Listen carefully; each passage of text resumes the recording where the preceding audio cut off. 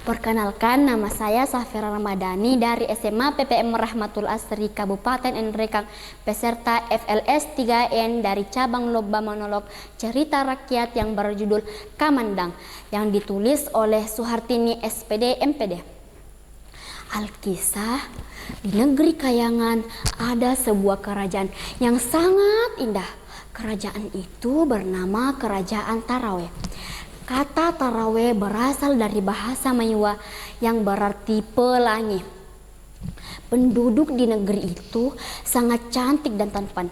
Ketika penduduknya bertemu satu sama lain, mereka akan saling menyapa dengan penuh keramahan. Nah, pada suatu hari, keadaan yang tenang itu tiba-tiba dikejutkan oleh suara tabuhan gendang yang sangat besar. Seseorang yang dikenal sebagai punggawa kerajaan membawa sebuah gulungan kain dan membacakannya di depan rakyat Tarawe dengan sangat lantang. Pengumuman Kerajaan Tarawe, hari ini telah lahir penerus kerajaan yang telah dinantikan selama 20 tahun. Oleh karena itu, atas nama Raja dan Ratu, maka seluruh rakyat Tarawe akan mengikuti perayaan ini selama 7 hari 7 malam. Mendengar pengumuman itu, seluruh rakyat Tarawe sangat bergembira. Waktu pun berlalu, tahun demi tahun, hingga akhirnya Kamandang beranjak remaja. Tetapi sebagai penerus calon kerajaan, dia tidak pernah mau belajar dan hanya menghabiskan waktunya dengan bermain-main. Di suatu hari di Kerajaan Tarawe, Raja dan Ratu duduk di singgasana yang terbuat dari gading gajah. Wajah mereka menampakkan raut wajah yang kesedihan mendalam. Di hadapan mereka terdapat sebuah putra mereka yang bernama Kamandang, putra mahkota kerajaan. Ia menundukkan kepalanya, namun raut wajahnya memancarkan kekesalan. Anakku Kamandang, sudah berulang kali ayahanda dan ibunda menasihatimu. Sebagai penerus calon tahta kerajaan, engkau memiliki rasa tanggung jawab besar di pundakmu. Namun, mengapa engkau selalu mengabaikan pelajaran dan lebih memilih bermain-main? Putraku, kami menyayangimu lebih dari apapun di dunia ini. Sikapmu yang kurang sopan dan keengganganmu untuk mau belajar sangat membuat hati kami sangat terluka. Kami khawatir bagaimana jika engkau akan memimpin rakyat, namun engkau sendiri tidak mempunyai bekal ilmu dan budi pekerti yang luhur. Kamandang, seorang raja tidak hanya mengandalkan nasihat orang lain. Dia harus memiliki pengetahuan untuk mengambil keputusan yang tepat demi kesejahteraan rakyatnya.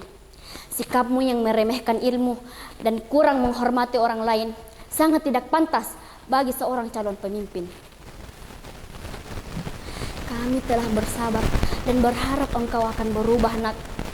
Namun hari ini kami mengambil keputusan yang mungkin akan menyakitimu. Namun kami lakukan ini demi kebaikanmu di masa depan dan demi kejayaan Kerajaan Tarawe. Keputusan apa, Ibunda? Hulu Balang, segera laksanakan perintah, antarkan Kamandang ke tanah Maiwa. Ayahanda, Ibunda, apa maksud semua ini? Mengapa kalian memutuskan hal berat ini bagi Ananda? Aku adalah putra kerajaan, pewaris kerajaan ini. Ampunilah aku, ayahanda, ibunda. Aku menyesal atas semua perbuatanku. Aku berjanji akan mendengarkan nasihat kalian, belajar dengan giat, dan menjadi putra yang berbakti. Aku mohon jangan usir aku adalah pewaris kerajaan ini. Anakku, nasi telah menjadi bubur. Penyesalanmu memang terlambat. Namun kami berharap dengan hukuman ini kamu bisa membuka hatimu dan membuatmu memahami arti tanggung jawab. Hulu Balang, segera laksanakan perintah. Para Hulu Balang mendekati Kamandang. Dengan berat hati mereka membimbing Kamandang menuju jendela besar. Perlahan, tiba-tiba cahaya warna-warni muncul dari langit hingga ke tanah. Ayahanda, ibunda, bagaimana ini? Dengan diiringi tatapan kesedihan oleh raja dan ratu, para hulu balang mengantarkan Kamandang menuju ke Tanah Maiwah. Perlahan pelangi itu turun ke bumi menuju ke Tanah Maiwah. Kamandang diturunkan ke bumi di tepi Sungai Mumbah di daerah Maurangin. Sejak saat itu ia hidup sendiri merenungi kesalahannya. Terkadang ia menempatkan wujudnya dengan kain yang berwarna-warni seperti pelangi, mengingat orang-orang akan asal-usul dari Tarawe. Kisah Kamandang menjadi legenda yang diceritakan turun-temurun hingga kini.